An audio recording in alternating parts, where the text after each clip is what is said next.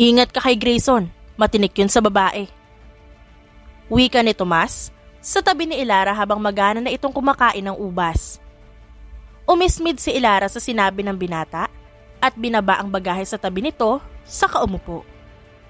Well, kung si Grayson lang din naman na makakatuluyan mo, hindi na ako papalag pa. Singit naman ni Erica na mistulang kinikilig. Manahimik ka nga dyan. Saway ni Ilara. Sus, nasasabi mo lang yan kasi di mo pa nakikita sa personal si Grayson. Naku, alam mo ba na maraming patay na patay sa kanya ng mga babae? Saad Erica sa kanya. O tapos, bagot na tanong ni Ilara. Kahit kailan talaga ang suplada mo? Bakit ba kasi hindi na lang ako ang na-assign na kapartner nun? Hay nako.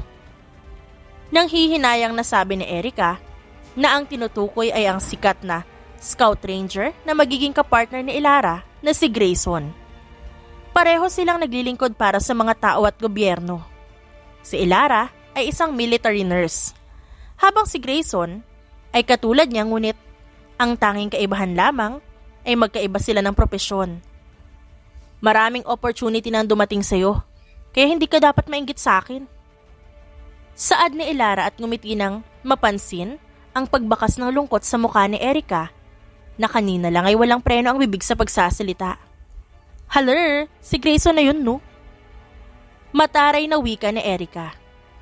Minsan kasi, tignan mo rin ang nasa paligid mo. Malay mo sa sobrang bulag mo sa pag-ibig, hindi mo nakikita na may ibang taong humahanga sa iyo ng patago. Makahulugan na sabi ni Ilara. Wala kayo nagkakagusto sa akin. Bahagyang napangiti si Ilara at kinuha ang kanyang bagahe. Akala mo lang yun. Wika niya at inabot kay Spencer na lumapit sa kanya. Tara na po, naghihintay na mga kasamahan natin sa labas. Pag-aaya ng binata. Tumango naman si Ilara bilang sagot at tuluyang nagpaalam sa kaibigan na kapwa niya nurse bago tuluyang umalis. Hindi naman naging matagal ang biyahe nila dahil isa si Ilara sa nakasakay sa helicopter upang makapunta sa lugar kung saan isinasagawa ang labanan. Normal na sa amin ang ganitong senaryo, kaya kung hindi mo masikmura ang makikita mo, maaari ka nang umatras. Napalingon siya nang marinig ang maautoridad na boses ng isang lalaki sa kanyang tabi. Grayson?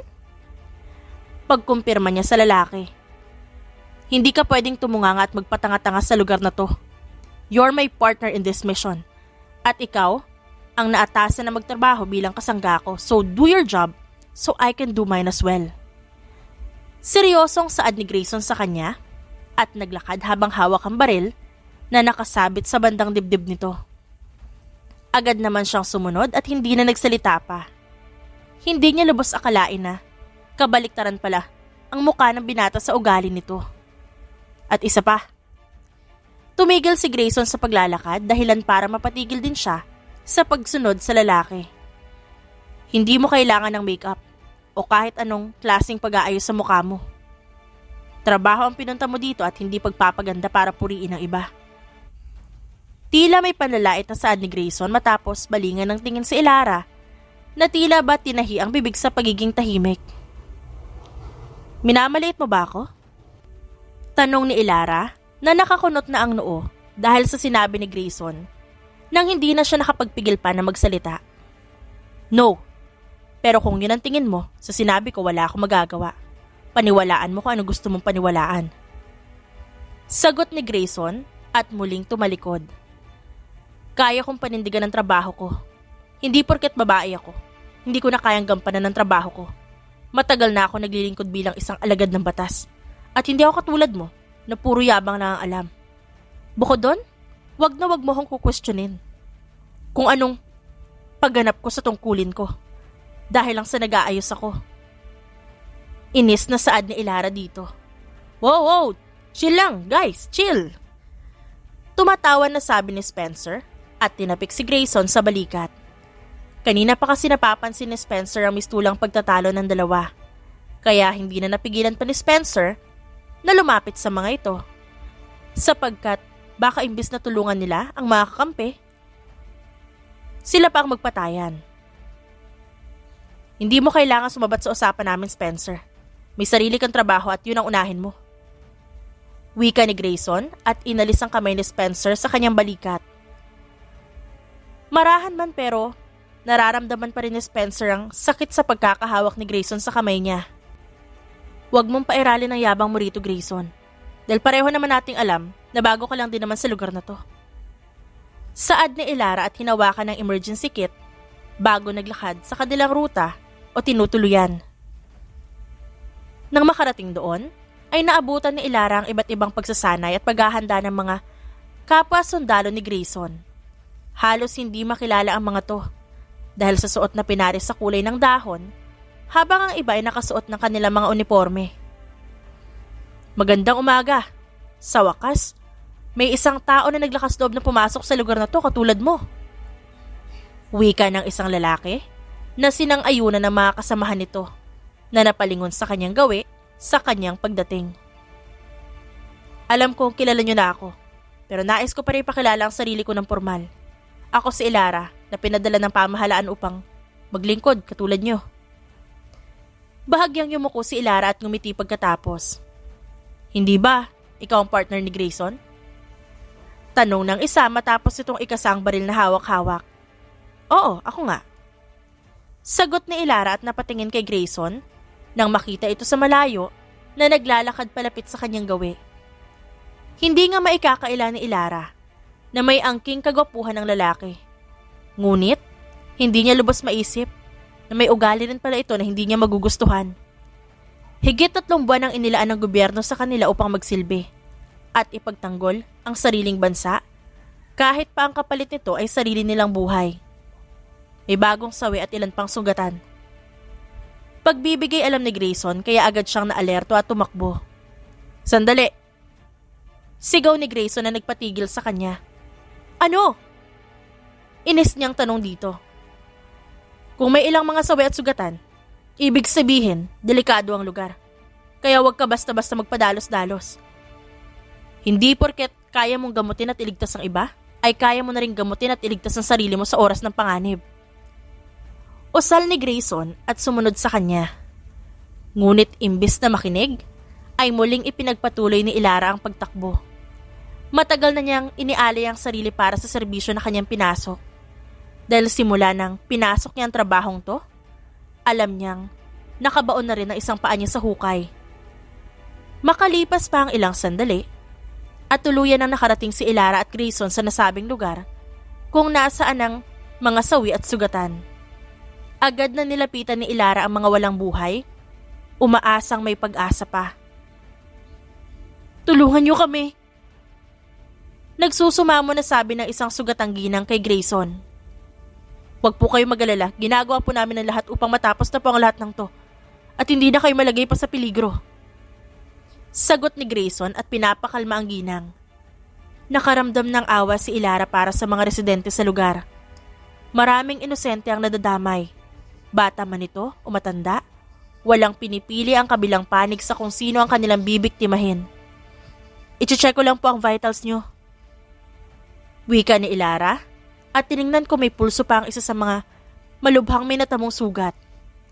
Halos walang tigil na tinitingnan ni Ilara ang kalagayan ng bawat residente na may sugat sa katawan. May mga nasawi nga at ilang duguan dahil sa naganap na malakas na pagsabog. Shh! Bibi, huwag ka nang umiyak. Nasaan ba ang mga magulang mo? Usisa ni Ilara nang mapansin ang bata na nakaupo at nakasiksik sa isang tabi habang umiiyak. Bahagya namang tumingala ang bata at umiling. Ayaw magsalita at patuloy lamang sa pag-iyak. Hindi mo kailangan matakot. Alam mo kung bakit? Umupo si Ilara sa tabi ng bata at hinagod ang likod nito. Bakit po? Humihikbi na tanong ng batang lalaki sa kanya. Tumingin sa kanya habang sinusubukang magpunas ng luha. Kasi nandyan sila para protektahan tayo. Sabi ni Ilara at saka lumingon sa gawin ni Grayson bago muling tumingin sa bata. Kayo po, bakit po kayo nandito? Tanong ng bata na kahit paano'y tumigil na sa paghikbi. Ako? Nandito ako para tulungan ng mga tao na may nararamdaman o kaya nasusugatan. Wika ni Ilara at tinuro ang mga tao na nagpapahinga matapos niya itong bigyan ng paunang lunas. Ang galing niyo naman po. Namilog ang mata ng bata pero hindi pa rin maitatago ang lungkot sa mga mata nito.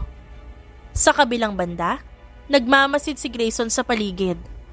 Tuso ang mga kalaban nilang NPA na kahit kailan ay kumikilos at sumusugod na lamang, kaya kailangan mag-ingat ng mabuti dahil walang kasiguraduhan kung kailan muli aatake ang mga ito. Maraming salamat po sa inyo, sir, at sa kasama nyo. Dahil kahit paano, hindi ganun kasakit ang iniinda ng kapatid ko. Sabi ng isang dalaga kay Grayson. Tumango lang si Grayson at ibinaling ang tingin kay Ilara na ngayon ay kasalukuyang nakaupo habang kausap ang bata na kanina lang ay umiiyak. Mataas ang gusali doon at maraming pasyalan.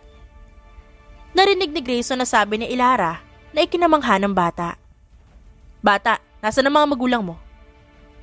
Tanong ni Grayson dahilan para mapatingin sa kanya si Ilara at ang batang kausap nito. Totoo po ba yung baril na yan? Tanong ng bata at tinuro ang baril na nakasabit sa bandang dibdib ni Grayson.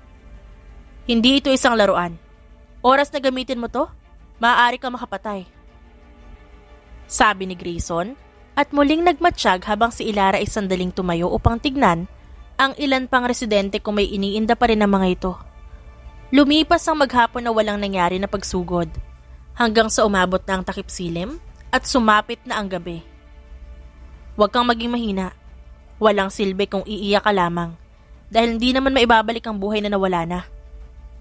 Saad ni Grayson nang mapansin si Ilara na pinahid ang luha na dumadaloy sa pisngi nito. Ba't ba ganyan katigas ang damdamin mo? Ganyan ba talaga kayo? Hindi niyo lang ba naisip na masakit mawala ng mahal sa buhay?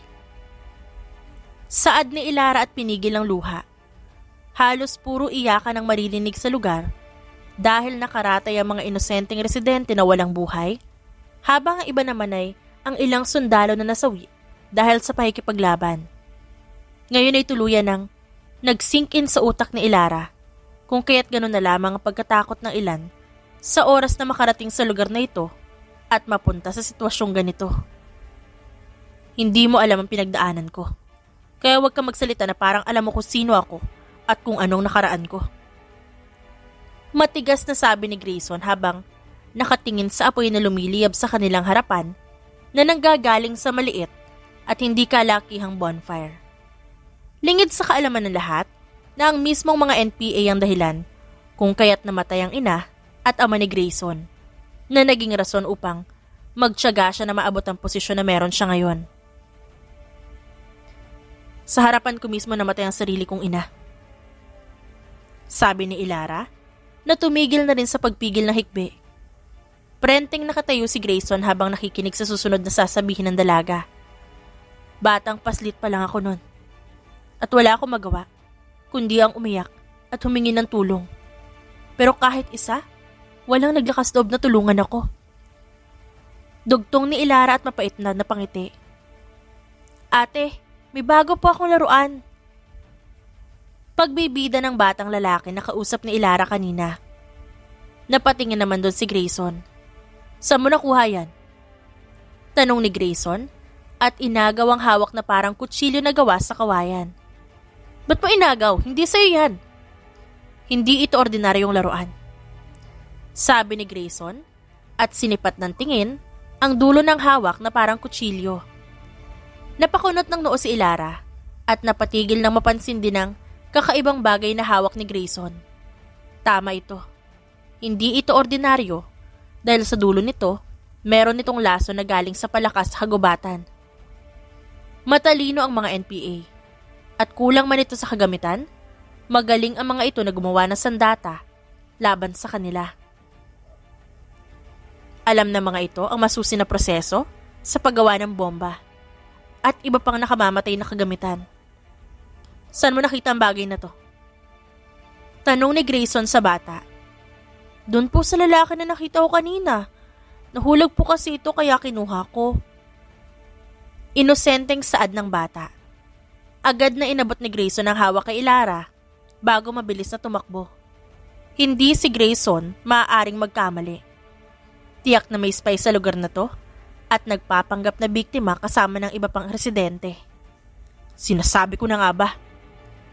Sabi ni Grayson sa sarili nang mapansin ng lalaking nasa dilim na patagong kinuha ang kagamitan sa likod ng puno at baril upang dalhin sa pinagtataguan nito ng kasamahan nilang NPA.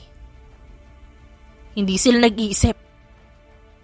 Nakangising sabi ng lalaki, ngunit bago pa nito madala ang mga armas at gamit, ay agad itong sinugod ni Grayson na suntok at tuluyan itong pinatulog. Imposible na wala kang iba pang kasamahan. Usal ni Grayson at tahimik na dinala ang lalaki sa mga kapwa scout ranger nang walang nakapapansin. Wala ka sa syudad, kaya wala kang karapatan na mag-inarte dyan. Napatingin si Ilara sa katabi na magsalita ito. Ano bang sinasabi mo? Balik na tanong ni Ilara at uminom ng tubig. Hindi sumagot si Grayson at tumayo upang magmasid. Hindi pa ito ang nakatakdang araw nila upang magkaroon ng pagsugod. Wala ka bang gagawin? Tanong ni Grayson nang mapansin na parang aso na naman si Ilara na nakabuntot sa kanya. Wala. Halos maayos na rin naman ang kalagayan nila. Ultimo hayop na gamot ko na. Hindi naman malala ang kanilang karamdaman at halos galos lang ang natamo ng ilan. Sagot ni Ilara at pinuyod ang buhok na makaramdam ng pagkabanas. Bakit? Nagtataka na tanong ni Ilara nang mapansin ang pagtitig ni Grayson sa kanya. Where did you get that tattoo? Tinaasan niya ito ng kilay dahil sa tanong nito. Pati ba yun kailangan ko sabihin? Balik tanong ni Ilara. Hindi. Maiksing sagot ni Grayson at nagpatuloy sa pagmamasid. Balita ko, bababa kayo sa bundok mamaya. Pwede ba akong sumama? Nag-aalala ako at baka ang ilan sa mga tao ron ay may karamdaman din o nakatamo ng sakit katulad ng iba. Hindi makakalapit ang mga NPA sa lugar na yon. May bantay ron at masyado yung malayo sa lugar na to. Kung saan ang mga tao ay ayaw pa rin umalis kahit gaano kadelikado. Kahit na, ikaw na rin ang nagsabi na walang masamang tumulong kaya sasama ako. Pagmamatigas ni Ilara. Malayo ang lugar na to sa kabihasnan at napag-iwanan na rin ng modernisasyon.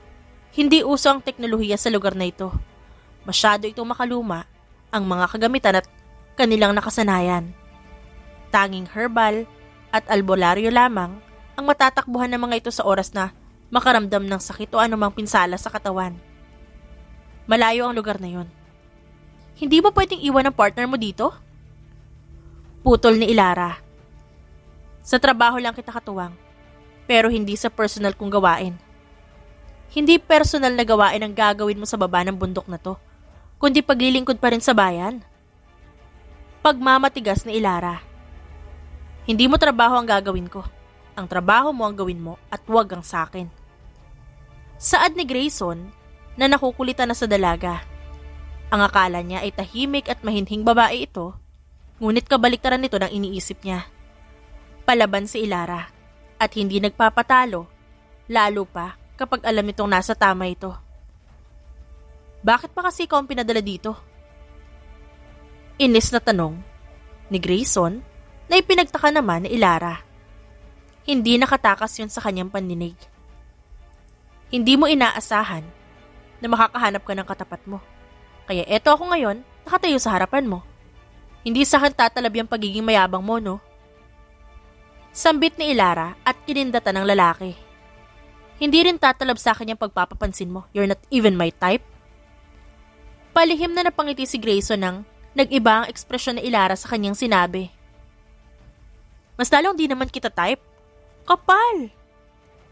Ganti ni Ilara kay Grayson at parang batang dinilaan ito. Kumunot naman ang noo ni Grayson at kinutusan si Ilara sa noo. Hindi bagay sa'yo. Prangka na sabi ni Grayson at tinawag ang batang naglalaro. Bakit po? Tanong ng bata. Kael, dumito ka muna. Huwag mo kausapin yung gurang na yan. sabi ni Ilara sa bata. Gurang ka pala, Grayson. Natatawa na sabi ni Spencer na mapadaan ito sa kanila. Nanlilisik naman ang mga mata na tiningnan ni Grayson si Ilara na ngayon nagpipigil ng ngiti. May 1 linggo pa lang sila sa lugar na ito, pero halos sumakit ang ulo ni Grayson kay Ilara. Hindi niya rin mawari kung bakit ba pagdating sa dalaga ay sobrang sungit niya. Pasmado rin pala yung bibig mo, Ilara. Tumatawa na sabi ni Spencer na halos hawakan ng tiyan dahil sa malakas na pagtawa nito. Halika rito, Kael. Tuturuan kitang humawak ng baril. Pag-aya ni Grayson sa bata at hindi na pinansin pa ang dalawa. Masaya namang tumangos si Kael at tumakbo palapit kay Grayson. Binuhat ito ni Grayson at saka naglakad palayo. Bagay kay Grayson maging ama. Ano sa tingin mo, Ilara? Wika ni Spencer at ngumiti. I don't think so. Sa ugali pa lang niya na yon, hindi ko masasabing magiging mabuting ama siya. Sobrang yabang. Sagot naman ni Ilara. Ganon talaga yon. Ngunit oras na makilala mo siya ng lubusan, ay masasabi mong napakaswerte ng babaeng iibigin niya. Pagkukwento ni Spencer habang nakatingin kay Grayson at sa batang si Kael, nakasalukuyang tinuturuan ito sa paghawak ng baril na walang bala. Sikat siya. At alam ko na ang background niya. Marami ring nagsasabi na marami siyang babaeng kinakalantari. Napailing naman si Spencer ng ulo. Naniwala ka na naman sa mga kwento. Matagal na kami magkasama ni Grayson sa serbisyo. At masasabi ko, kahit kailan, hindi pa siya nagkaroon ng babae. Usal ni Spencer. Sandali namang nag-isip si Ilara sa sinabi nito. Kung sa bagay, ay tama ito. Dahil may ilang kababaihan sa lugar na ito na lumalapit sa binata pero palaging iniiwasan ni Grayson ang mga ito at hindi binibigyan ng pansin. Noong una, iniisip niya na pakitang tao lamang to. Pero habang dumadaan ang mga araw, na-realize na hindi. Kung sa bagay, tama ka naman. Kung sa akin pa lang, hindi na siya interesado, paano pa kaya sa iba? Sabi niya, at hindi na malaya ng sarili na mapangiti. Mukhang na-inlove ka na kay Grayson ah. Tukso ni Spencer sa kanya. Ako? Natatawa niyang tanong at agad na umiling. Hindi ko siya gusto. Ang tipo kong lalaki simple lang at walang yabang sa katawan. Saad ni Ilara. Kala ko gusto mo si Grayson. Tumawa siya at paulit-ulit na umiling. Hindi naman sa nagbubuhat ako ng sariling bangko pero marami naman nagkakagusto sa akin. At kung pipili man ako, hindi si Grayson yun, no? Huwag kang pakasigurado. Sabi nga nila mahirap magsalita ng tapos. Ani Spencer at nagpaalam na sa kanya. Habang siya naman ay kinumusta ang mga residente na unti-unti namang gumagaling ang mga natamong sugat. Hindi naman nagtagal, bumalik na rin si Grayson kasama si Kael na masayang masaya. Mabuti naman at kahit papano'y unti-unti na rin sumisili ang ngiti sa mga labi mo. Masayang sabi ni Ilara sa bata at ginulo ang buhok nito. Tinuruan po kasi ako ni Kuya Grayson. Pagbibida ng batang si Kael kay Ilara at pinapakita pa sa kanyang harapan kung paano ang tamang paggamit ng baril. Mabuti naman kung ganon. But always remember na hindi laruan ng baril dahil once na ginamit mo yan, pwede kang makasakit o makapatay. Wika ni Ilara at ngumiti dito.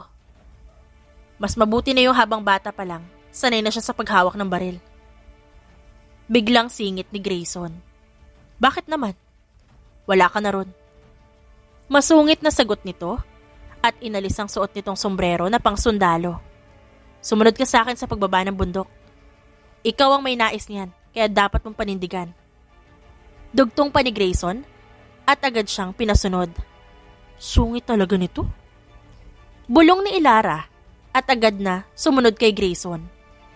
Kinuha muna ni Ilara ang mga kagamitan niya at sumunod sa binata pababa ng bundok. Medyo may kalayuan ito, kung kaya't hindi masyadong naging madali para kay Ilara.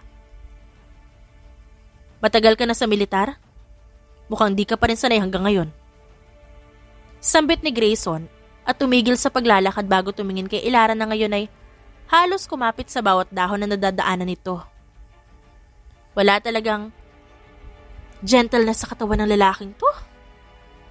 Sabi ni Ilara sa kanyang isip nang mapatingin ng tingin kay Grayson.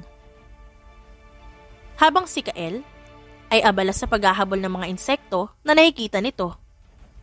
Kung sanay lang si Ilara sa matatarik na lugar, tiyak kanina pa siya nakababa ng bundok at nakapunta sa kanilang pupuntahan. Bilisan mo na! Untag ni Grayson habang nakaabang sa baba ng matarik na bundok. Parang nagsisipatuloy si Grayson na pumayag siyang pasamahin si Ilara sa kanya. Yes po, sir. Sarkastiko na sabi ni Ilara, saka bumitaw sa hawak na dahon at dahan-dahang naglalakad. Ngunit sa hindi inaasahang pagkakataon, hindi niya nakontrol ang paglakad pababa. Masyadong madulas ang daanan at wala siyang makakapitan upang hindi tuluyang mahulog. Naging mabilis ang pagkilos ni Grayson at sinalubong si Ilara upang saluhin ito. Tabi! Sigaw ni Ilara na halos mataranta ngunit imbis na tumabi, mas lalo pang hinarang ni Grayson ang sarili. Napapikit na lang si Ilara nang naramdaman ang pagtama ng matigas na bagay bago siya dahan-dahang magmulat ng mata. Okay ka lang? Tanong ni Grayson nang may pag-aalala. Mistulang naging estatwa si Ilara nang magtamang paningin nila ni Grayson at kusang sumilay ang ngiti sa labi niya. Ay! Kinikilig na tukso ni Kael habang hawak ang tutubi sa daliri nito. Agad na umayo si Ilara ng tayo at sandaling napatikim, saka umiwas ng tingin kay Grayson na may halong pagkailang. Bilisan na natin. Baka abutan pa tayo ng dilim. Mukhang nagbabadya pa yung pag-ulan. Pagsabi ni Grayson at kinuha ang gamit ni Ilara na nahulog. Tara na po, Ate Ilara. Sabi ni Kael kay Ilara habang nakangiti. Tumango naman si Ilara bilang tugon. Pakiramdam niya ay halos lumabas ang puso niya sa sobrang kaba. Nurse siya at alam niya ang ibig sabihin ng kanyang nararamdaman. Ngunit hindi pa rin siya sigurado dahil imposible. Kahit kailan, wala pa siyang nagustuhang lalaki sa tanang buhay niya. Tahimik lang silang naglalakad pababa ng bundok hanggang sa tuluyan na silang makarating doon. Sir, bili na po kayo. Mura ito at sariwa pa. Panghihikayat ng isang babaeng tindera na ang tinutukoy ay ang mga gulay na gayat-gayat na. Ganon din ang ibang tindero at tindera sa lugar.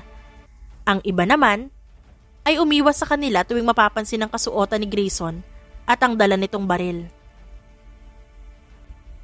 Huwag kayong matakot sa amin. Nandito kami upang bumili ng paninda nyo. At upang tuluyang matigil ang kaguluhan sa nangyayari sa itaas. Pagbibigay alam ni Grayson at lumapit sa isang tindera at nagsimula ng mamili. Lola, ilang taon na po kayo? Tanong ni Ilara at lumapit sa matandang nakaupo sa isang tabi. Katulad ng iba, nakikipagsapalaran nito sa ibaba ng bundok upang magbenta ng mga paninda nito. Hindi ko na alam, iha. Sagot ng matanda na medyo malabo na rin ang paningin. Naintindihan naman ito ni Ilara at kinuha ang kanyang kagamitan bago i-check ang pulso nito at binigyan ng vitamins na maaaring makatulong upang maging malakas kahit paano ang matanda. Matapos nito, ay tinawag niya si Grayson at Kael na abala sa pamimili. Pakyawin niyo na itong paninda ni Lola. Sabi ni Ilara na agad namang sinunod ni Grayson at binigyan pa ng pera ang matandang babae bukod sa bayad nito sa mga paninda. Naisip nilang maglibot-libot muna at tumingin pa pero hindi na rin naman sila nagtagal at umuwi na rin agad pagkatapos ng ilang sandali. Mukhang uulan ngayong araw. Saad ni Grayson habang nakatingin sa kalangitan. Binaling rin naman niya ang tingin doon at tama nga ito. Madilim ang kalangitan at sinabayan pa ito ng mahinang kulog. Pasok na muna ako sa loob. Nasaan pala si Kael? Nandyan lang yan sa tabi-tabi. Sagot ni Grayson at hindi na inalintana pa ang patak ng ulan. Bagkus, ay mas tinalasan pa nito ang tingin sa bawat sulok ng paligid. Sa mga sumunod na mga araw ay walang nangyaring pag-atake sa naturang lugar. Hindi dahil balak ng sumuko ng mga kalaban, ngunit upang mapaghandaang mabuti ang kanilang gaganaping pagsugod. Huwag kang magpadalos-dalos ng desisyon, Grayson. Wika ni Spencer kay Grayson matapos itong tapikin sa balikat. Hindi mo ako kailangang pangaralan, Spencer. Kilala mo ako. At hindi ako gagawa ng desisyon na alam ko ikakasira ng buong grupo natin. Sagot ni Grayson at inihanda ang mga kagamitan. Tinaas naman ni Spencer ang dalawa nitong kamay bilang senyales ng pagsuko. Sa tagal nila magkatrabaho, ay kalkulado na ni Spencer ang pag-uugali ni Grayson. Mag-ingat kayo. Kami na ang bahala rito. Bago sumapit ang liwanag ay dapat nakabalik na kayo. Usal ni Spencer na hindi sinagot ni Grayson. Bagkus, ay seryoso itong naglakad at tinawag si Ilara upang magsimula ng puntahan ng kampo kung saan nagtatago ang mga kalaban. Ang lakas talaga ng tama mo kahit kailan, no? Wika ni Ilara habang tahimik silang naglalakad sa gitna ng kagubatan. Madilim at masukal ang lugar pero hindi iyon naging sagabal sa kanila upang tumigil. Halos nag-e-echo na rin ang boses nila tuwing sila'y nagsasalita sa sobrang tahimik ng paligid. Ikaw talaga na lalaki ka? Once na mamatay ako dahil sa kagagawan mo, isasama talaga kita sa hukay. Saad pa ni Ilara, ngunit tila walang narinig si Grayson. Nagulat na lang si Ilara nang biglang pinatay ni Grayson ang flashlight na hawak nito at mabilis na hinawakan sa kamay ang dalaga at hinila sa isang tagong parte ng gubat. Anong meron? Mahinang tanong niya pero tinakpan lamang ni Grayson ang bibig niya. May narinig ba kayong boses? Tanong ng isang lalaki habang hawak ang lampara. Guni-guni mo lang yun, Ilyas. Masyado ka lang praning. Wika ng kasamahan nito. Pero sa kaloob-looban ay binabagabag pa rin ng kanyang narinig. Siguro nga guni-guni ko lang.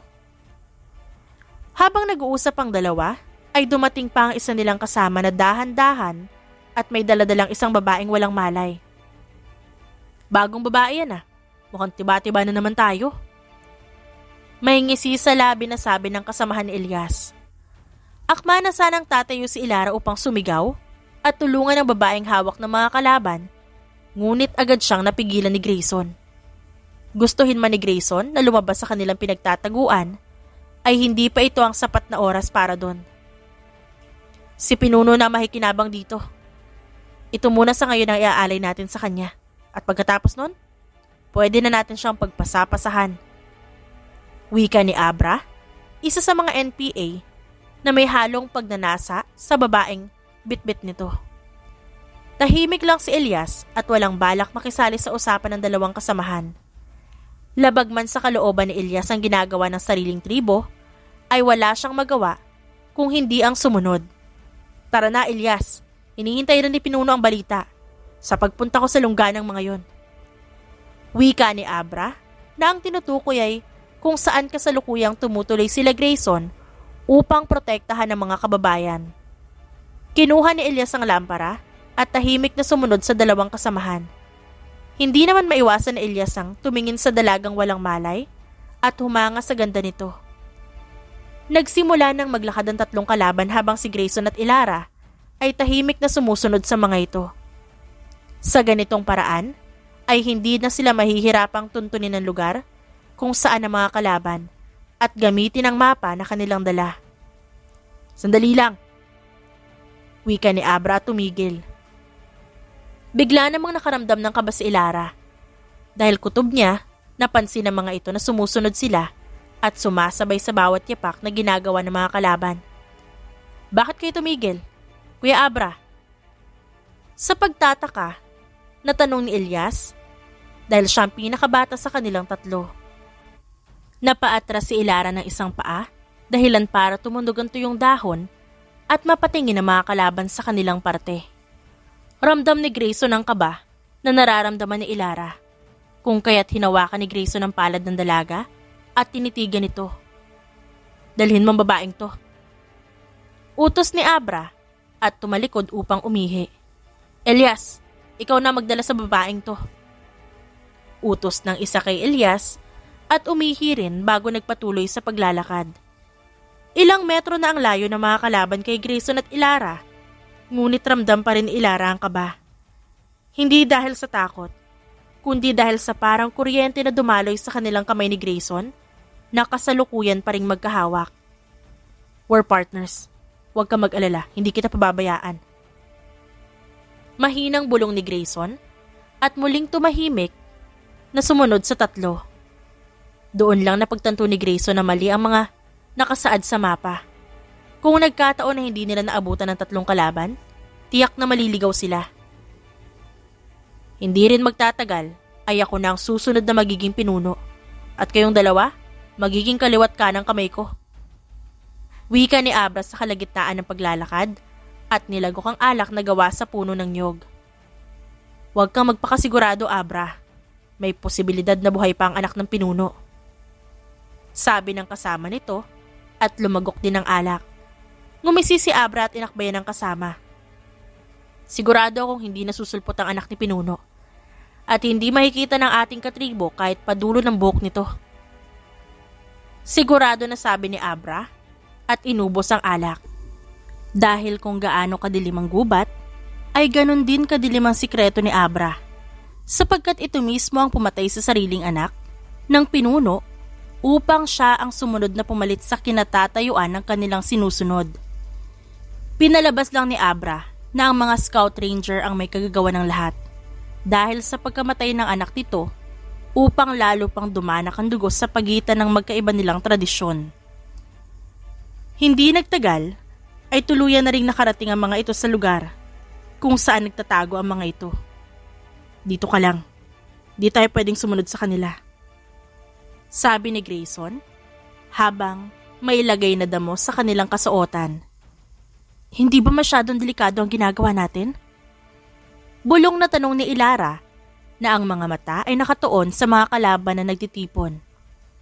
Magandang gabi sa inyong lahat. Alam kong kating-kati kayo upang sumugod at patayin ang mga hampas lupa na yon. Ngunit maglalaan muna tayo ng konti pang panahon. Wika ng lalaki na sa tingin ni Ilara ay ang pinakapinuno ng grupo.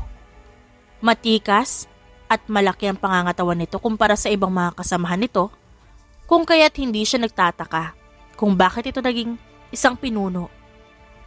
Hindi rin matukoy ni Ilara kung bakit mas ninanais pa ng mga kapwa nila Pilipino na kalabanin ang sarili nilang kababayan para lang ipaglaban ang paniniwala ng mga ito. At sila ang mamahala sa bansa kung gayong masama ang layunin ng bawat isa sa mga ito. Pinuno, katulad nun ay marami ring scout ranger na nakabantay sa lugar at nagsasanay upang maghanda sa maaaring pagsugod natin. Pagbibigay alam ni Abra habang hawak ang baril at suot ang pinaniniwalaan nilang tradisyon. Huwag mo sabihin na ngayon ka pa naduduwag, Abra. Ngumisi si Abra at lumapit sa isa nilang mga bihag bago kinuha ang espada at walang kurap ang mga matang ginilitan nito sa leeg. Hanggang ngayon, pinapahanga mo pa rin ako. Ngumingiti na sabi ng pinuno. Pinuno, may bago kaming dala at inihanda para sa'yo. Wika pa ni Abra at sumenyas kay Ilyas para kunin ang babae. Gusto ko munang matikman ng ibang babae na nakabihag. Abra, mukhang hindi na sila makapaghintay. Saad ng pinuno. Naalerto naman ang mga kasamahan ng mga ito at lumapit ang 2 lalaki sa mga babaeng bihag at dinala ang 2 babae kung saan pumunta ang kanilang pinuno upang magpalipas ng gabi. Mga halang talaga ang sikmura. Sabi ni Grayson sa isipan at napakuyom na lang ng kamao. Ang daming inosente ang nadadamay dahil lang sa sarili nilang kagustuhan. Sabi ni Ilara na halos bumaliktad ang sikmura sa nasaksihan. Wala siyang kakayahan upang sugurin ang mga kalaban. Siya lang mag-isa at kahit pakasama niya si Grayson ay hindi yun sapat. Ngayon, naiintindihan na ni Ilara kung bakit sa bawat galaw nila ay kailangan pinagpaplanuhan. Hindi habang buhay, mananaig ang kagustuhan nila. Saad ni Grayson. Mula sa kanilang pwesto, ay dinig na dinig nila ang pag-iyak at paghingi ng tulong ng ilang kababaihan, habang ang iba naman ay malungkot na napayuko at nagtatrabaho kahit paggabi. Ilang oras lang ang nakalipas, ay nagkaroon ng kasiyahan ng mga kalaban. Halos ipaligo ng mga ito ang alak sa kanika nilang sarili. Ngunit hindi pa rin nawawala ang bantay sa paligid. Mukhang mahihirapan tayo mapasok ang lugar nila. Saad ni Ilara nang mapansin ang ilang patibong sa paligid. Dito ka lang, may naisip kong plano. Tumayo si Grayson at iniwan kay Ilara ang mga kagamitan niyang dala-dala. Saan ka pupunta? Nagtataka na tanong ni Ilara kay Grayson, ngunit iniwan lang ni Grayson ang baril at nagpaalam na umalis. Hindi sila pwedeng gumamit ng baril. Dahil oras na gamitin nila yon, tiyak na maaalerto ang kalaban at hindi magdadalawang isip na patayin sila. Grayson! Mahinang tawag ni Ilara sa binata. Humarap naman si Grayson kay Ilara upang alamin kung anong kailangan nito. Mag-ingat ka, sabi ni Ilara sa kanya. Wala sa oras naman na napaiwas si Grayson ng tingin at tumalikod bago muling ipinagpatuloy ang paglalakad. Pakiramdam ni Grayson ay nakaramdam siya ng hiya kay Ilara. Kahit pa wala naman siyang dapat ikahiga sa dalaga. Nagulo tuloy ang isipan niya, pero pinagsawalang bahala agad ito ng binata at tahimik na naglakad paalis. Dito muna ako. Nais ko muna magpahangin at magmasid sa paligid. Tanggi ni Elias sa kasamahan at hinayaan itong tuluyan na umalis. Hinawakan ni Elias ang kanyang batok ng makaramdam ng pangangalay. At tila ba, nag-ehersisyo ng dahan-dahan niyang inikot ang kanyang leeg para maibsan ito. Saka ito sinabayan ng pag-uunat. Napatingin si Elias sa kalangitan saka napabuntong hininga nang maalala ang kanyang yumaong ina. Kung buhay lang siguro ito, hindi niya mararanasan ang ganitong buhay. Mas nais na Elias ang tahimik na buhay at walang gulo. Ngunit, ito na ang kanyang kinalimutan dahil ito na ang tadhana niya ngayon. Elias! Napakunot ng noo si Elias na marinig ang hindi pamilyar na tinig ng isang lalaki. Bago pa man makalingon si Elias, ay natakpan na ni Grayson ang bibig ng binata upang hindi ito makagawa ng ingay. Nanlaban naman si Elias at siniko ang sikmura ni Grayson bago ito malakas na sinipa. Pero masyadong mabilis si Grayson sapagkat lahat ng pagsugod ni Elias ay agad niyang naiiwasan. Hindi na namalayan pa ni Elias sa mga sumunod na nangyari.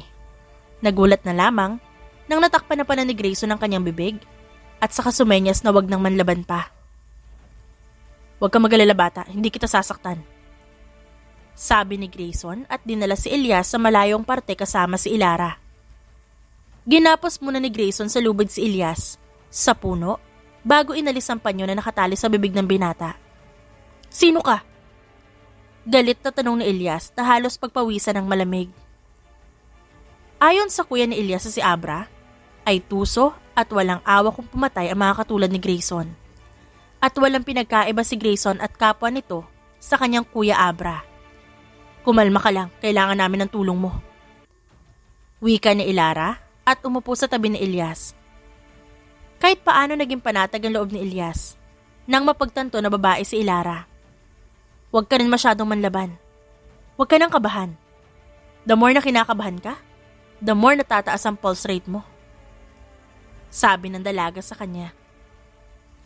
Alam kong gusto mong kumalas sa grupo mo. At kaya ka naming tulungan. Kung yun itutulungan mo rin kami. Walang kurap na sabi ni Grayson. Kahit kailan, hindi ko kailangan gawin to. Hindi ko gagawin ang pagre-rebelde sa kanila. Matapang na saad ni Elias. Umupo si Grayson at pumantay kay Elias. Alam ni Grayson at Ilara na nagsisinungaling lang ang binata at natatakot lang sa kanila. Gusto mo ba na pati sarili mong pamilya ay matulad sa'yo? Hindi malabo na pati ang sarili mong anak ay ipagamit sa inyong pinuno, lalo na kung babae pa ito. Sambit naman ni Ilara. Nais lang namin magkaroon ng kalayaan sa lugar na to. Segunda naman ni Grayson. Mistulan namang nanahimik si Elias at tinitigan silang dalawa ni Ilara. Hindi alam ni Elias kung dapat ba siyang magtiwala sa mga ito pero isa lang ang kutob niya. At iyon ay ang maaari siyang mapahamak. Magtitiwala ako sa iyo kaya't wag mo na sana kaming bibiguin. Tumayo si Grayson at tinapik si Elias sa balikat bago inalis ang lubid sa katawan na nakatali sa puno. Natigilan naman si Elias sa ginawa ni Grayson, ngunit hindi ito pinagbigyan pansin ni Grayson. Bagkus, ay kinuha nito ang mga dala at hinayaan si Ilyas na makabalik sa mga kasamahan. Dapat ba talaga tayo magtiwala sa kanya? Tanong ni Ilara. Nasa kanya na yun. Sagot ni Grayson at kinuha ang radyo. Net call, pabalik na kami. Wika ni Grayson at kinuha ang baril, saka naghintay ng ilang minuto. Ngunit nakalipas na ang ilang minuto ay walang nangyaring pagsugod sa kanila, kung kaya't tuluyan na silang bumalik ni Ilara sa kampo upang ipaalam sa mga kasamahan ang nangyari. Lumipas pa ang 1 buwan at hindi sila nabigo kay Ilyas.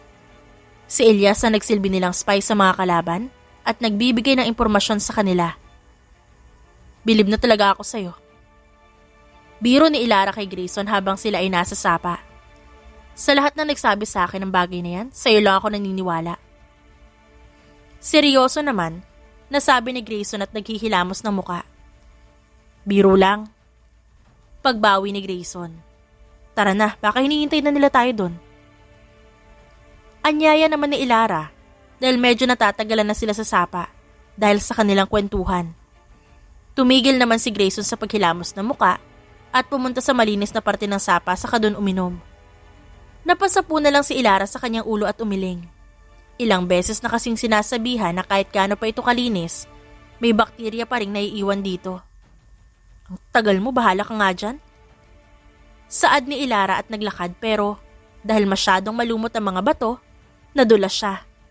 Aray ko! Reklamo ni Ilara at hinawakan ng bewang na sumasakit. Lumapit naman si Grayson sa kanya habang tumatawa. Buong akala niya pa naman ay tutulungan siya nito. Pero imbes na tulungan, ay humagalpak lang ito ng tawa na para bang wala ng bukas. Ganun ah. Bulong ni Ilara na may kung anong kalokohan ang pumasok sa isipan. Sumalok si Ilara ng tubig gamit ang nakitang baon ng nyog at sinaboy yon sa mukha ni Grayson. Hindi pa siya nakontento at sinundan pa ito. Napangiti naman si Grayson na nakakaloko bago kinuha rin ang baon na nakahilera sa kanyang tabi at sumalok ng tubig sa sapa bago sinaboy sa mukha ni Ilara. Kaya yon, kapwa na sila basa kaya parang bata na silang nagtatampisaw sa tubig. Okay ka lang ba? Napasukan natin ng tubig yung mata mo. May pag-aalala si Grayson na lumapit kay Ilara upang tingnan ito. Hindi, okay lang ako. Pigil ni Ilara kay Grayson, pero sinaway lang siya nito at hinipan ng mata. Masyado ka kasing makulit. Yan tuloy, pati mga mata mo nalagyan na rin ng tubig. Pangangaral ni Grayson sa kanya, habang patuloy na hinihipan ng kanyang mata. Hindi naman iniiwasan ni Ilara ang mapalunok ng laway nang mapansin ang katawan ni Grayson sa kanyang harapan. Bakat kasi ang maskuladong pangangatawan nito dahil basa na ang kasuotan nito.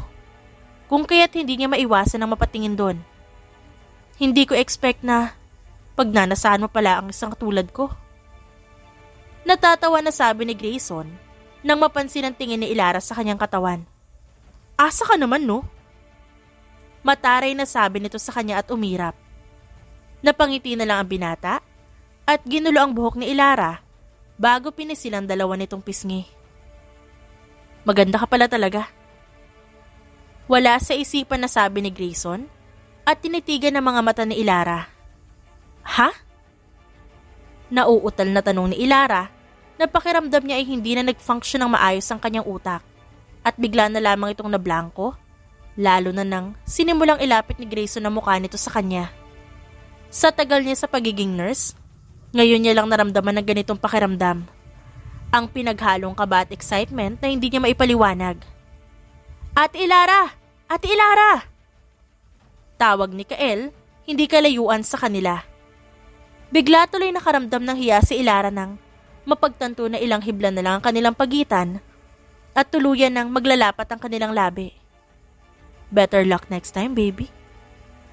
Mahinang bulong ni Grayson at hinawakan siya sa bewang upang mapagdikit ang kanilang katawan. See, you can push me. Pero iba ang sinasabi ng katawan mo. Napangiti si Grayson at muling ginulo ang buhok ni Ilara. Mauna na kayong dalawa ni Kael doon. Kailangan ko lang tapusin tong sinimulan mo. Wika ni Grayson na may malalim na ibig sabihin.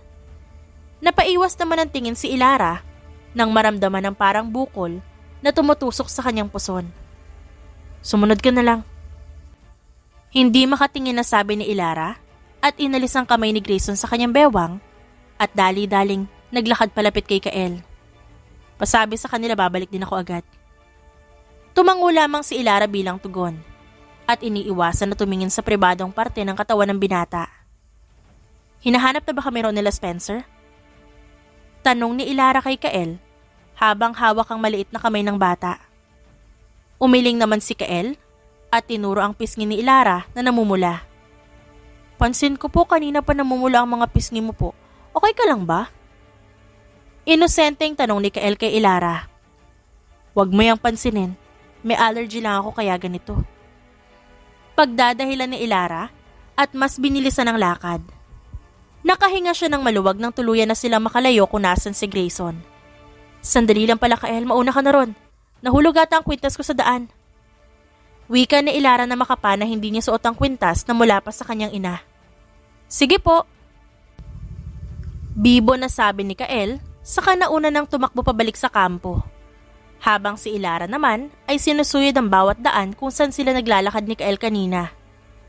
Habang hinahanap niya ang kanyang kwintas sa daan, sa pagbabakasakali na nandun lamang ito banda na hulog, ay nagulat siya nang makita si Elias na nakaupo sa malalaking ugat ng puno. Oh Elias, nandyan ka pala? May nakita ka bang kwintas dito? Nagbabakasakaling niyang tanong. Pasensya na, pero wala akong nakita. Sagot ni Elias sa kanya. Napakunot naman siya ng noo at nagkibit balikat bago nagpaalam paalis. Hindi niya alam pero parang may kakaiba kay Elias ngayon. Walang sigla sa mga mata nito, hindi katulad ng dati tuwing magkikita sila. Tumalikod si Ilara at muling naglakad upang hanapin muli ang kanyang kwintas. Ngunit may kung anong tumakip sa kanyang bibig mula sa kanyang likuran at alam niyang pampatulog ito. Nagsimula siyang makaramdam ng pagkahilo ngunit pilit pa rin siyang nanlaban. Pero sa huli, wala siyang nagawa at nagdilim ang paningin niya hanggang sa tuluyan na siyang mawala ng malay. Nang magising si Ilara ay nakagapos na ang kanyang mga kamay habang napapaligiran ng mga kalaban. Mabuti naman at gising ka na. Nakangisi na sabi ni Abra at tinapik ang braso ni Elias na kasalukuyang nananahimik. Hindi nais ni Elias na mangyari to. Pero hindi niya alam na sinusundan pala siya ni Abra na kanyang kuya at nalaman ng kanyang sikreto. Si Abra lang at si Elias ang nakakaalam sa ginawang pagtataksil ni Elias, ngunit hindi ito pinaalam ni Elias kahit pa sa mga kasamahan dahil tiyak na mapapahamak lang ang sariling kapatid.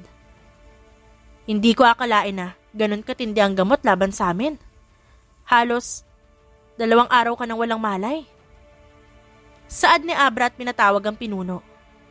Halos balutin si Ilara ng kaba nang mapagtanto na hindi pa naginip ang nangyayari. Totoo ito at hindi isang katang-isip lamang. Natatakot siya sa maaaring sumunod na mangyari dahil alam niyang wala siyang laban kung anuman ang maisip na gawin ng mga ito sa kanya. Noong unang beses pa lamang niyang nasaksihan ang ginawa ng mga ito sa ibang kababaihan, na bihag ng mga ito, ay nakasisiguro siya na hindi malabong gawin din ng mga ito sa kanya ang ginawa sa mga babae noon. At iyon ang bagay na hindi masisikmura ni Ilara. Mas nanaisin pa ni Ilara na kitilin ng sariling buhay kaysa maranasan ng kababuyan na gagawin sa kanya. Ngunit iyon ay malaking kasalanan sa Diyos. Magandang umaga, mahal ko. Nakangiti na sabi ng pinuno na si Abraham. At inamoy ang dulo ng buhok ni Ilara. Layuan mo nga ako! Sigaw ni Ilara na nababakas ang pagkasuklam sa boses. Yan ang gusto ko. Masyado kang palaban. Wika ng pinuno kasabay ng malakas na tawanan sa paligid. Hindi ito binigyang pansin ni Ilara. Bagkus ay tumingin siya kay Elias, ngunit nag-iwas lamang ito ng tingin. Napayuko si Ilara at napakuyom ng kamao. 2 araw. 2 araw siyang walang malay ngunit wala man lang ginagawang aksyon ng mga kasamahan nila. Lalong-lalo na si Grayson. Paano nito nasisikmura na bihag siya ng mga kalaban? Kahit na isa ito sa mga saksi kung anong ginagawa ng mga kalaban sa bihag na babae. Buong akala pa naman niya, mahalaga siya kay Grayson. Dahil sa loob ng 1 buwan ay Sa tingin niya pareho sila ng nararamdaman. Hindi pa nadadaos ang kasal, kaya huwag kang umiyak dyan na para bang katapusan na ng mundo. Sambit ni Abra kay Ilara na ikinatigil ng dalaga. Kasal? Pagtataka ni Ilara at tumingala. Oo, ikaw ang magiging kapareha ni Pinuno. Gumisi si Abra at tinuro ang paligid na kasalukuyang nilalagyan ng iba't ibang palamuti kung saan gaganapin ang pagdiriwang bukas pagsapit ng umaga. Nahihibang na kayo, as if naman gusto ko matali sa pinuno niyong mukhang kabayo. Mas gugustuhin ko pang mamatay kaysa makasamang pangit na yan. Singhal ni Ilara at dumura pa. Nagpanting ang tenga ng pinuno at akmang sasampalin si Ilara pero agad itong pinigilan ni Elias.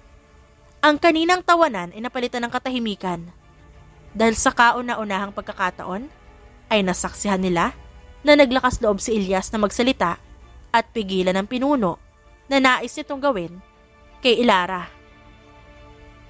Pinuno, nagbibiro lang ang kapatid kong si Elias. Pagdadahilan ni Abra upang sagipin ang kapatid. Ang ibig niyang sabihin, huwag mong sasaktan ng babaeng to upang maging lalo itong maganda bukas para sa gaganaping kasalan. Kumalma naman ang pinuno na si Abraham at hinayaan si Elias na maglakad palayo sa pwesto nito. Nakahinga si Abra ng maluwag.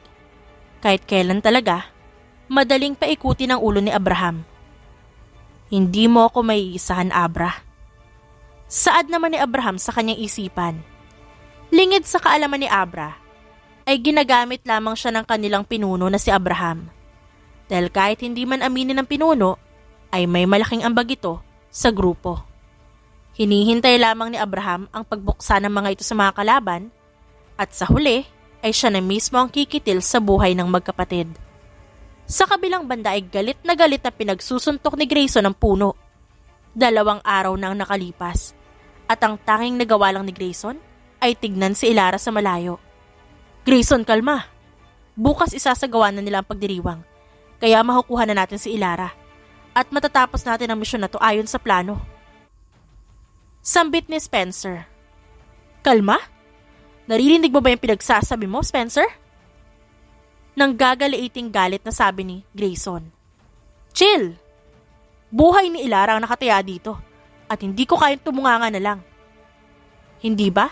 At marami rin katulad ni Ilara na babaeng bihag doon? Pero wala tayong ginawang aksyon para sa kapakanan ng lahat. Kaya kailangan mong kumalma kung ayaw mo mabulilyaso ang plano natin. Paliwanag ni Spencer. Iba si Ilara sa mga babaeng yun. Pare-parehas lang silang bihag ng mga kalaban ngayon, Grayson. Alam ko may pagtingin ka kay Ilara. Alam ko ding matagal na kayo magkatrabaho. At ngayon lang kita nakitang ganyan. Pero kailangan mo huminahon.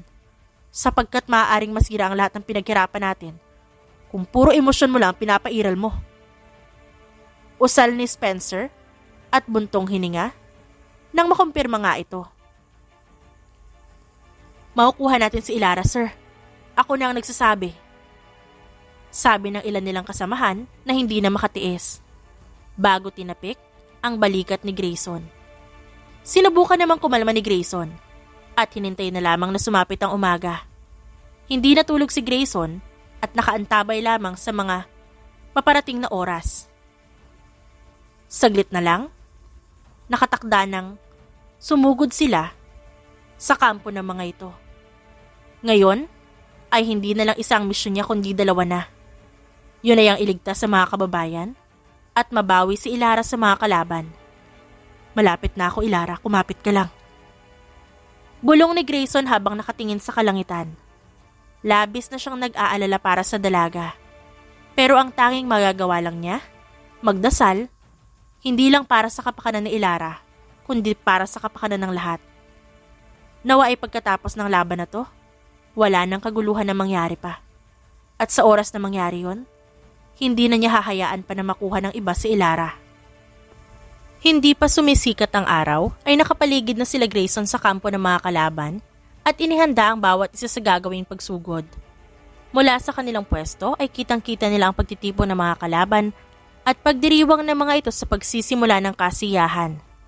Nang makita ng mga ito na nakasuot si Ilara ng kanilang tradisyonal na kasuotan. 1. Sabi ni Grayson sa radyo at kinasa ang kanyang baril. 2. Dugtong ni Grayson sa kadahan-dahang tumayo. Mas sinigpitan ni Grayson ang hawak sa baril at tinapos ang 3 bilang bago tuluyang nagpaputok. Sinasabi ko na nga ba? Galit na sambit ni Abraham nang marinig ang putukan at kinuha ang baril para makipagpalitan ng pagpapaputok ng baril. Halos mataranta naman ang mga bihag at ang iba ay naging alerto sa kawalang takot na nakipaglaban. Sir, masyado silang marami. Sigaw ng kasamahan ni Grayson pero patuloy lang si Grayson sa pagsugod at pinagbababaril ang mga kalaban. Kinuha ni Grayson ang bomba at tinapon sa isang grupo ng mga kalaban. Saka muling kinuha ang baril bago muling nagpaputok. Habang si Spencer naman at ibang kasamahan ay pinipilit na makalapit sa mga bihag upang hindi madamay. Hindi niyo mapupuksa ang grupo namin. Singhal ni Abra saka kinuha ang 2 baril at walang kurap na nagpaputok. Kuya! Sigaw ni Elias nang matamaan si Abra sa hita. Tumakas ka na, Elias! Sigaw ni Abra at pilit inaabot ang baril. Tama na. Magkaroon naman sana ng kabutihan at awa dyan sa puso mo. Gusto ko magsimula ng panibagong buhay, kuya. Kaya parang awa mo na sumuko ka na. Pagmamakaawa ni Elias, pero imbis na sagutin, ay tinulak lang ito ni Abra at kinuha ang baril bago pa ulit-ulit na nagpaputok. San mo ako dadalhin? Sigaw ni Ilara na haklitin siya ni Abraham sa braso habang patuloy na nagpapaputok. Marami silang kasama at marami silang bitag, kaya mag-ingat kayo. Sigaw ni Grayson at sinuntok ang isang kalaban. Shit! Daing ni Grayson nang madaplisan siya ng bala sa braso. Hinawakan ito ni Grayson at sinipa ang isang kalaban nang akmang susugod sa kanya bago pinaputokan nito. Humahangos na tiningnan ni Grayson ang paligid na patuloy pa rin sa gera. May ilan na rin silang kasamahan na nakatumba, pero patuloy pa rin na lumalaban hanggat kaya. I got you! Sabi ni Grayson at kinover ang isang kasamahan habang patuloy lang sa pagpapaputok ng baril. Kami nang bahala dito, sir. Si Ma'am Ilara at ang iba pang kalaban.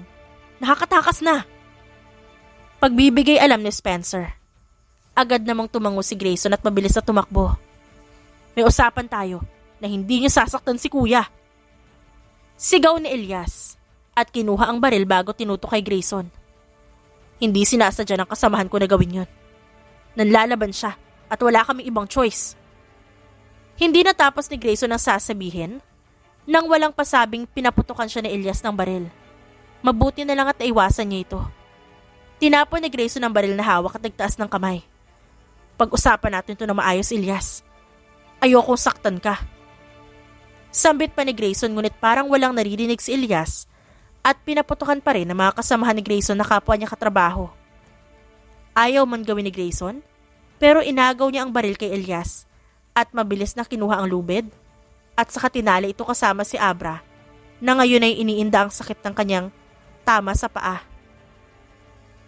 Hindi namin kayo papatayin, pangako yan. Usal ni Grayson at mabilis na tumakbo nang matanaw si Ilara kasama si Abraham na tumatakbo. Abraham! Sigaw ni Grayson at kinuha ang pana bago ito pinatama kay Abraham, dahilan para mapatigil ito. Hindi ito ininda ni Abraham, bagkus ay hinugot lang ito ni Abraham sa likod nito at tinutok kay Ilara ang pana.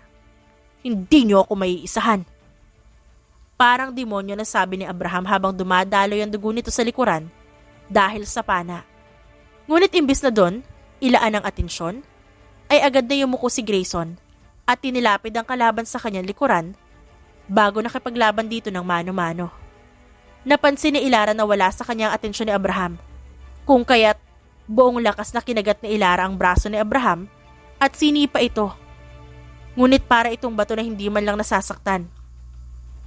Hindi ka lang pangit, ang alat pa ng balat mo, pweh! Nais pa sanang matawa ni Grayson sa sinabi ni Ilara, ngunit hindi ito ang oras para doon. Abraham!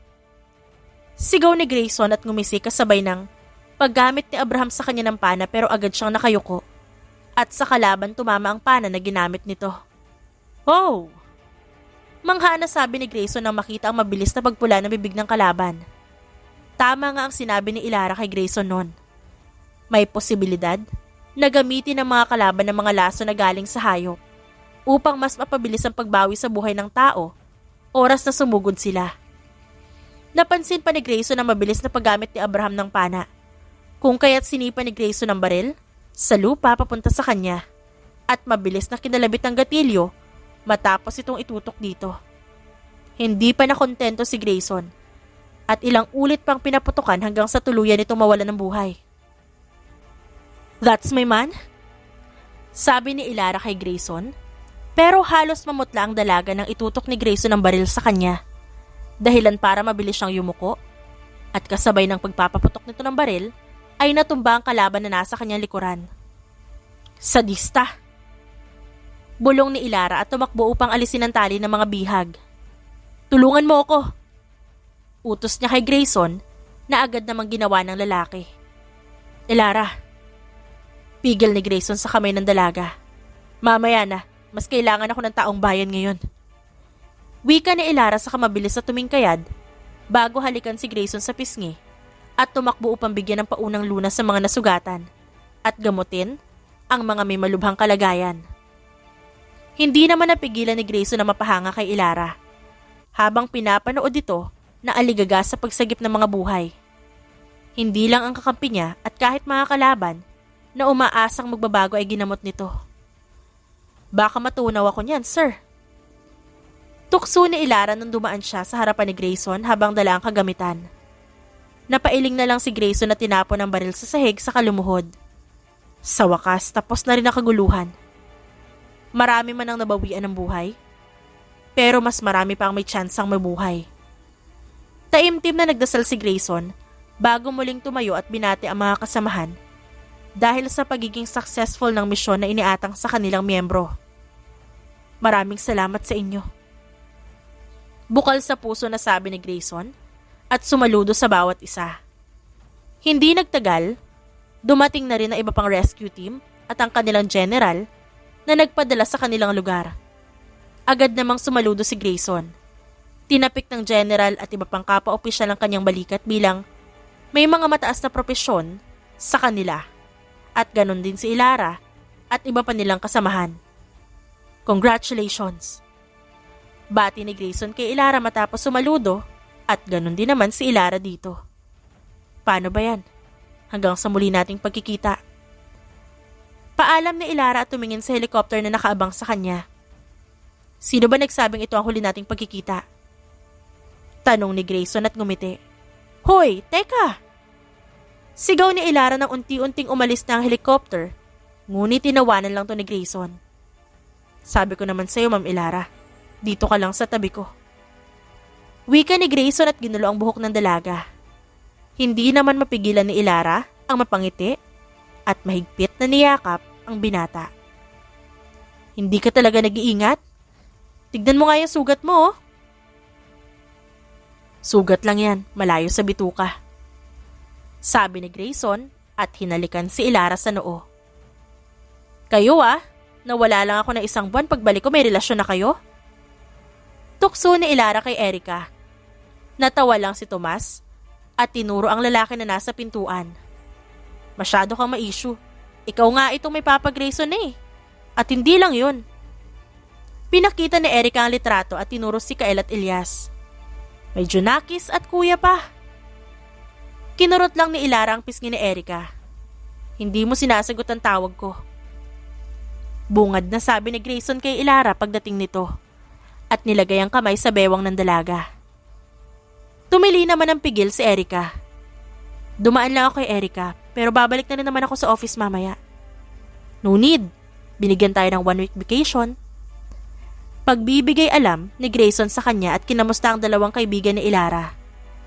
Nakipagkwentuhan muna roon ng dalawa at hindi rin nagtagal dahil nag-aya na rin si Grayson na umalis dahil may pupuntahan pa sila. Habang nasa kalagitnaan ng biyahe, hindi napigilan ni Ilara ang magtanong kung saan ba siya dadalhin ni Grayson. "Wait, teka, ba't mo ako lalagyan yan?" Nagtataka na tanong ni Ilara pero hindi siya sinagot ni Grayson, bagkus ay nilagay na lang nito ang blindfold sa kanyang mata, saka siya inalalayang bumaba ng sasakyan. Pwede ko na bang alisin? Yes. Sagot ni Grayson at ngumiti. Will you be my girlfriend? Nakaluhod sa harapan ni Ilara na tanong ni Grayson. Pinalibot naman ni Ilara ang tingin sa paligid at nandoon ang mga katrabaho ni Grayson pati si Kyle at Elias na bakas ang saya sa mga mata kasama ang kuya nito. Tuluyan ang nagbago ang kapatid ni Elias na si Abra matapos itong gumaling habang si Kyle naman ay kasama na ang mga magulang nito. I know you will say yes. Saad ni Grayson at tumayo bago kinuha ang mamahaling kwenta sa leeg ni Ilara at inabot ang isang pumpong na rosa sa kanya. Desisyon ka? Hindi pa nga ako nakakasagot ng oo eh. It's okay. Baka magbago pa ang isip mo eh. Mas mabuti na yung sigurado. Seryoso na sabi ni Grayson at hinalikan ang likod ng palad ni Ilara. Kahit hindi mo hinintay ang sagot ko, I'll say yes. Sambit ni Ilara at matamis na ngumiti. Halos manlaki naman ang mga mata ni Ilara nang buhatin siya bigla ni Grayson at saka masayang sumigaw. She said yes! Hoy, ibaba mo nga ako. Daig mo pang nag-propose sa ginagawa mo eh. Puro kantsaw at tukso ang natanggap nito sa mga kasamahan, lalo na kay Spencer. Hindi naman ito binigyang pansin ni Grayson at pagkatapos, dinala siya sa isang romantic place at kung saan-saan pa. Hindi ka ba napapagod? Tanong ni Ilara kay Grayson matapos umupo. Kanina pa kasi sila gala ng gala at panay kain. Halos pumutok na nga ang tiyan ni Ilara. No, as long as I'm with you. Sagot ni Grayson at hinawakan ang palad niya, saka pinagsiklop ang kamay nila. Gabi na rin, at kasalukuyan sila nakasakay sa Ferris wheel, habang sinasalubong ang gabi. I love you. Sambit ni Grayson. I love you too. Sagot ni Ilara at hinayaan na dumampi ang mapupulang labi ni Grayson sa kanyang labi. Alam nila na masaya silang dalawa. Unexpected man, pero masaya siya sa kung anong meron sa kanila ni Grayson ngayon. At kahit kailan, hindi niya yun pagsisisihan. Sandaling tumigil si Grayson at pinagtagpo ang kanilang mga ilong, saka ngumiti bago sinakop ni Grayson ang kanyang labi at agad naman niyang tinugunan niyon. I will always love you, Grayson. Sambit ni Ilara sa pagitan ng kanilang halikan. Matapos nun, dinala pa siya ni Grayson sa isang romantic restaurant at doon naghapunan bago tuluyang umuwi. Sleep with me. Sabi ni Grayson habang nagdadrive ito ng sasakyan. Pero, I know you're not ready for that. I just want to hug you. Putol ni Grayson sa kanyang sasabihin, kaya wala na rin siyang nagawa kundi pumayag.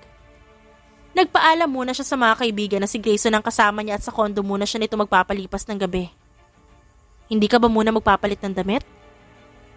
Tanong ni Ilara at humiga sa tabi ni Grayson bago sumiksik sa matipuno nitong katawan. No, I'm so tired. Sagot ni Grayson at niyakap ng mahigpit si Ilara. Ang daming bakterya na didikit sa katawan mo. Yes po ma, magpapalit na ako. Putol ni Grayson sa sasabihin ni Ilara at nagmulat ng mata. Pero bago yan, ngumisi si Grayson at nilakbay ang kanyang kamay sa kanyang katawan. Kiss muna. Sabi nito at hindi siya hinintay na makasagot, saka agad siyang hinalikan sa labi. Wala nang nagawa pa si Ilara kundi tugunin ang halik ni Grayson. Alam nilang marami pang misyon na darating at iba na ang kailangan nilang pagdaanan. Hindi lang sa trabaho kundi na rin pati sa kanilang relasyon. Pero alam niyang sa bawat pagdaan ng panahon, ay patatatagin siya nito sapagkat nakaantabay ang Diyos sa kanila at ang Diyos ang sentro ng kanilang relasyon. At yun ang palagi nilang kakapitan. The end. At dyan nagtatapos ang ating kwentong pinamagatang The Scout Ranger meets the Military Nurse.